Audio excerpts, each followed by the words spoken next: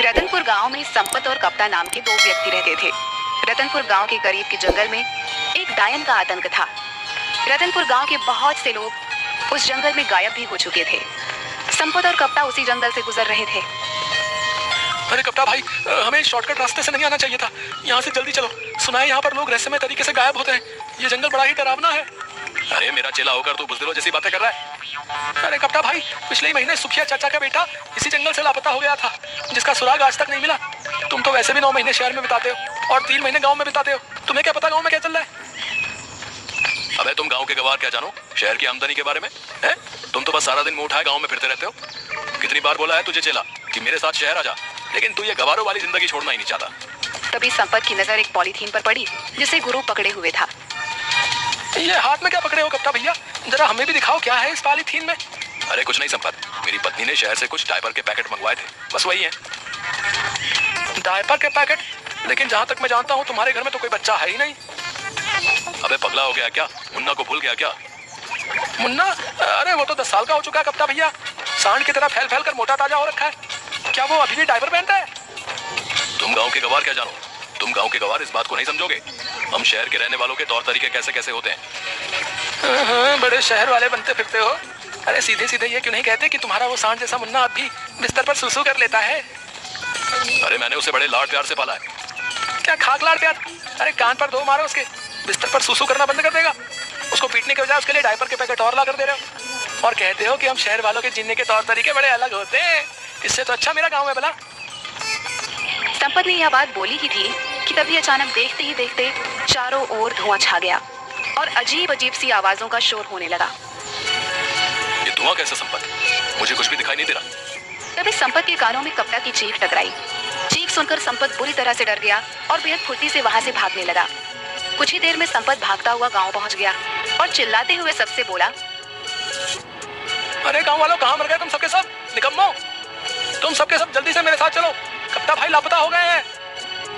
संपत की बात सुनकर गांव का मुखिया गुस्से से बोला, क्या बात है संपत? क्या कुत्ते की तरह इतनी देर से भौंके जा रहा है?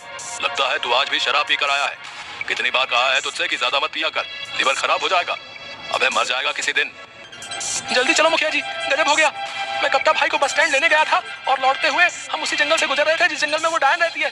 अचानक चारों ओर धुआं धुआं छा गया और कप्ता भाई की चीख मेरे कानों में टकराई। मैं बड़ी मुश्किल से अपनी जान बचाकर भागा हूँ। तू दोस्त के नाम पर कलंक है हीरू। अपने जिगरी दोस्त को, जिसे तू अपना गुरु मानता है, उसे अकेला छोड़कर भाग आया और हम सब गाँव वालों को निकम्मा बोल रहा है। अरे तो क्या करता, मैं भी उस डायन का शिकार हो जाता। हाँ, अगर मैं तेरी जगह होता मैं अपने दोस्त का साथ कभी नहीं छोड़ता, भले ही मुझे उसके लिए अपनी जान ही क्यों नहीं देनी पड़ती। बस करो मुखिया जी, अब मेरा मुंह मत खुलवाओ। सब जानता हूँ मैं। पिछली बार जब रतन चाचा का बेटा उस डायन का शिकार बना था तब आप ही उसके साथ थे, मुझे सब पता है। लेकिन आपसे कोई सवाल नहीं कर सकता क्योंकि आप इस गाँव के मुखिया जो ठहरे। संपत ने यह बात बोली ही थी कि कप्ता हाफता हुआ वहां पर आ गया और गुस्से से संपत से बोला, अबे साले, जब तेरे जैसे दोस्त मेरे पास हो तो फिर मुझे दुश्मनों की क्या जरूरत है? मुझे अकेला छोड़कर भाग आया तू। अरे कप्ता भाई, तुम सही सलामत वापस आ गए। मैं तो समझा कि तुम्हें डायन ने पकड़कर मार दिया। मैंने अपने कानों से तुम्हारी चीख जो सुनी थी। हाँ, मुझे उस डायन ने पकड़ लिया था, मगर जैसे ही उस डायन ने मुझे पकड़ा मैंने एक जोरदार मुक्का उसके मुंह पर मार दिया और वहां से भाग आया। मैं उस डायन से लड़कर आ रहा हूँ और तू डर कर भाग गया। बड़े बहादुर बने फिरते हो कप्ता भाई। अगर इतनी ही बहादुरी थी तो फिर चीखे क्यों? अबे अगर कोई अचानक से पीछे से पकड़ लेगा तो चौंक कर तो हलक से चीख ही निकलेगी ना। अब तुम दोनों लड़ना बंद करो। गांव में न जाने कितने लोग उस जंगल से लापता हो गए। हमें इस समस्या का समाधान जल्द से जल्द करना होगा। कप्ता, तुम ही पहले ऐसे व्यक्ति हो जो उस डायन के चंगुल से सही सलामत आ गए हो। इसका मतलब तुम में उसका सामना करने की हिम्मत है। तुम ही हमें उस डायन से छुटकारा दिला सकते हो। मेरा दिमाग खराब हो गया क्या? अगर मैं जिंदा बचकर आ गया तो आपको क्या लगता है तुम्हारे पानी पर चढ़ाने से मैं क्या चढ़ जाऊंगा? मैं तुम्हारे झांसे में नहीं आने वाला। जाओ जाकर कोई और बकरा ढूंढो। इतना कहकर कप्ता वहां से चला गया। मुखिया संपत की ओर देखने लगा। दिमाग खराब हो गया क्या मुखिया जी? मैं तो खुद ही बड़ी मुश्किल से जान बचाकर आया हूँ। तुम गाँव के मुखिया हो, गाँव वालों ने तुम्हें चुना है, तो तुम क्यों नहीं उस डायन से सामना करने के लिए जाते? अबे अगर मैं इस गाँव का मुखिया हूँ तो क्या मैं अपनी जान गवा दूं? मुखिया ने इतना बोला ही था कि तभी एक बेहद बूढ़ा व्यक्ति जिसकी उम्र करीब 100 साल के आसपास थी, लाठी पकड़े हुए लड़खड़ाता हुआ वहां पर आ गया और कपकपाती आवाज में मुखिया की बोला, चिंता मत कर, मैंने टेलीफोन के जरिए एक बहुत पहुंचे हुए साधु को उस डायन के बारे में बता दिया है। आज रात वो आने वाला है। देखना, वो साधु अपनी शक्ति से उस डायन को जलाकर राख कर देंगे। हाँ। अचानक वो बूढ़ा खांसने लगा।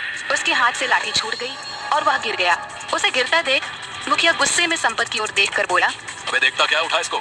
ये झुमरी के परदादा भी ना जब इनसे चला नहीं जाता तो फिर ये घर से बाहर निकल कैसे आते हैं? तभी अपने परदादा को ढूंढते हुए झुमरी वहां पर आ गई। ये तुम्हारे ही परदादा है ना? इन्हें घर के अंदर बंद करके रखा करो। झुमरी ने संपत से बोला, हर बार इन्हें घर पर बंद करके बाहर जाती हूँ, पर पता नहीं कैसे दरवाजा खोल लेते हैं। सैकड़ों बार गिर चुके हैं, मगर मजाल है कि इनकी पसली में जरा से भी कोई मामूली फ्रैक्चर हुआ हो। पता नहीं क्या खाया होगा इन्होंने जवानी में। झुमरी अपने परदादा को लेकर वहां से चली जाती है। रात का समय था। एक साधु रतनपुर गांव के उसी जंगल से शॉर्टकट रास्ते से निडर होकर चला जा रहा था कि तभी अचानक देखते ही देखते काला धुआं उठने लगा। मगर साधु निडर होकर वहां पर खड़ा रहा। कुछ देर बाद धुआं छट गया। साधु के सामने एक बेहद भयानक चेहरे वाली डायन खड़ी हो गई। क्या तुझे पता नहीं, यहाँ जो भी आता है जिंदा बच के नहीं जाता। हाँ जानता हूँ, न जाने कितने लोगों की जान ली है तूने, लेकिन अब तेरा अंतिम समय आ गया है डायन, क्योंकि मैं तुझे अपने मंत्रों की शक्ति से भस्म कर दूंगा। कोशिश करके देख ले। इतना बोलते ही साधु मंत्र पढ़कर उसके ऊपर फूंकने लगा, मगर साधु के मंत्रों का असर उस डायन पर हुआ ही नहीं। ओम क्लीम चामुंडाय नमः, ओम क्लीम चामुंडाय नमः। ये कैसे हो सकता है? इस पर तो मेरे मंत्रों का असर ही नहीं हो रहा। डायन हंसने लगी। साधु बुरी तरह से डर गया। वो डर कर रतनपुर गांव की ओर भागा और बेहोश हो गया। अगले दिन साधु की जब आंख खुली तो उसे गांव का मुखिया और सारे लोग साधु को घेरे हुए बैठे थे। कहीं तुम वही साधु तो नहीं जो डायन से हमें मुक्ति दिलाने आए थे? हाँ, मैं वही साधु हूँ। लेकिन तुम तो यहाँ बेहोश पड़े हुए हो। क्या तुमने डायन को खत्म कर दिया? वो डायन उम्मीद से ज्यादा ताकतवर निकली। मेरे मंत्रों का उस पर कुछ भी असर नहीं हुआ। यह क्यों नहीं कहता कि तू एक पाखंडी साधु है? तुम मेरा अपमान कर रहे हो। अरे जाओ बाबा, डायन के सामने जब भाग रहे थे तब अपमान नहीं हुआ था? तुम्हें कैसे पता कि डायन के सामने मैं भाग रहा था? तुम्हारी शक्ल बता रही है। तभी एक पागल वहां आकर गुस्से से बड़बड़ाने लगा। तुम सब डरपोक हो। आज रात में उस डायन का खात्मा कर दूंगा। अरे अब ये पागल फिर से यहाँ पर आ गया, भगाओ इसे। अबे पागल कौन है तू? पिछले कुछ दिनों से तूने हम सबको जीना आराम कर रखा है। आज तुझे बताना ही पड़ेगा कि तू कहां से आया है। पागल हो गया क्या? वो एक पागल है, वो तुझे कैसे बता सकता है कि वो कहां से आया है? उस बेचारे को तो अपना ही होश नहीं है। वो पागल बड़बड़ाता हुआ वहां से चला गया। देखना मुखिया जी, मुझे लगता है आज रात इस पागल की आखिरी रात है। सही बोल रहा है तू, ये मरेगा साला आज। अरे वो सब तो ठीक है, लेकिन इस समस्या का समाधान कैसे निकलेगा, इस बारे में सोचो। उस डायन के आगे तो ये साधु भी अपनी जान बचाकर भाग आया है। कपटा और संपत, तुम दोनों इस गांव की आन बान और शान हो। तुम दोनों की जोड़ी इस गांव में गुरु और चेले के नाम से मशहूर है। आखिर तुम दोनों इस समस्या का समाधान क्यों नहीं निकालते? क्योंकि हम कोई तांत्रिक नहीं है मुखिया जी। आपने स्वयं देखा, ये तांत्रिक खुद अपनी जान बचाकर भागा है। भला हम कैसे इस डायन का मुकाबला कर सकते हैं? तो फिर गांव के लोग ऐसे ही लापता होते रहेंगे क्या? तभी गांव का एक व्यक्ति बोला, मुखिया जी, हम पुलिस की मदद क्यों नहीं ले सकते?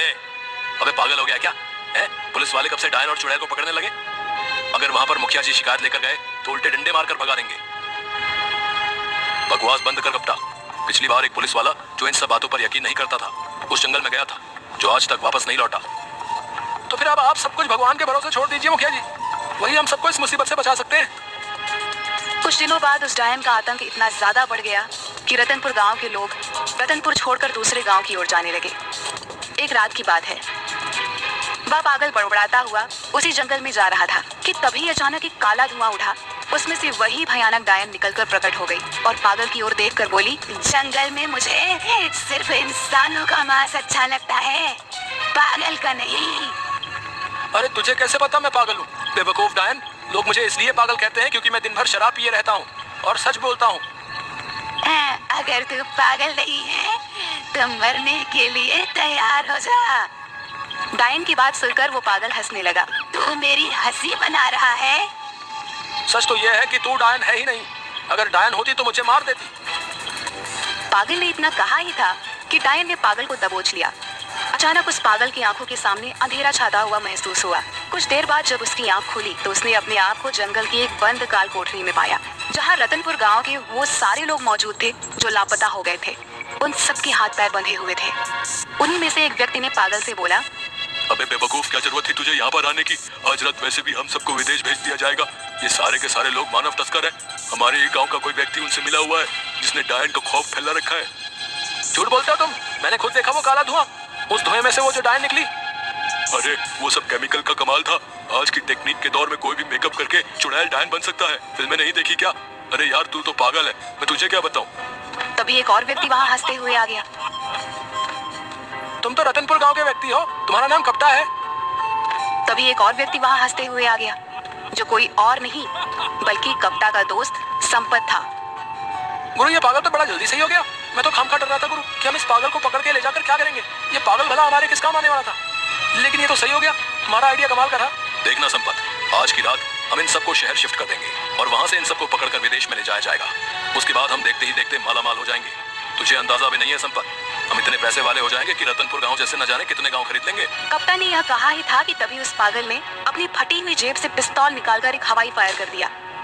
सब कुछ इतना जल्दी हुआ कि कप्ता और संपत अचानक चौंक गए। गुरु इसके हाथ में तो पिस्तौल है। ये कोई पागल नहीं, ये कोई पुलिस वाला लगता है। हमने पागल समझकर इसके हाथ पैर भी नहीं बांधे। तू सही कह रहा हीरू, लगता है हम दोनों बड़ी चूक खा गए। देखते ही देखते पुलिस ने उन सबको घेर लिया। सारे पुलिस अधिकारी उस पागल को सैल्यूट करने लगे। वह पागल व्यक्ति कोई और नहीं बल्कि क्राइम ब्रांच ऑफिसर अशोक था। मुझे इंटेलिजेंस से सूचना मिली थी कि रतनपुर गांव में बहुत से लोगों की मानव तस्करी होने वाली है, इसलिए मैं कुछ दिनों पहले यहाँ की छानबीन करने के लिए आ गया था। यहाँ आकर डायन की अफवाह सुनकर मुझे पक्का यकीन हो गया कि कोई और नहीं बल्कि कोई मानव तस्कर ही होगा जिसने डायन का खौफ फैला रखा है, ताकि पुलिस और लोग डर की वजह से इस जड़ की तह तक न जाएं। और इस काम के लिए मेरी मदद गांव के मुखिया ने की। तभी गांव का मुखिया और उसी साधु के साथ और लोग वहां पर आ गए। मुखिया मुस्कुराता हुआ बोला, मुझे तो उसी दिन तुम दोनों पर शक हो गया था जिस दिन तुम दोनों डायन के चंगुल से बचकर आ गए थे। ऐसा इससे पहले कभी भी नहीं हुआ। सारा गांव डायन से डरा हुआ होता था और तुम दोनों के चेहरे पर कोई शिकन नहीं होती थी। मैं शुरू से ही क्राइम ब्रांच के इंस्पेक्टर अशोक को जानता था। मुझे पक्का यकीन हो गया था कि मेरे गांव में कोई डायन वायन का प्रकोप नहीं है, बल्कि ये तो किसी मक्कार इंसान की ही करतूत है। और तुम दोनों के ऊपर शक उस दिन और ज्यादा पक्का हो गया जिस रात डायन से मेरा सामना हुआ। डायन को भगाने के लिए मैंने बेहद प्राचीन मंत्र पढ़कर फूंके, मगर डायन टस से मस नहीं हुई। कहां से होगी, क्योंकि मेरे सामने तो डायन थी ही नहीं। वो मंत्र डायनों और चुड़ैलों के लिए थे, इंसानों के लिए नहीं। कप्ता और संपत को गिरफ्तार करके जेल भेज दिया गया। सारे गांव वालों को डायन से मुक्ति मिल गई।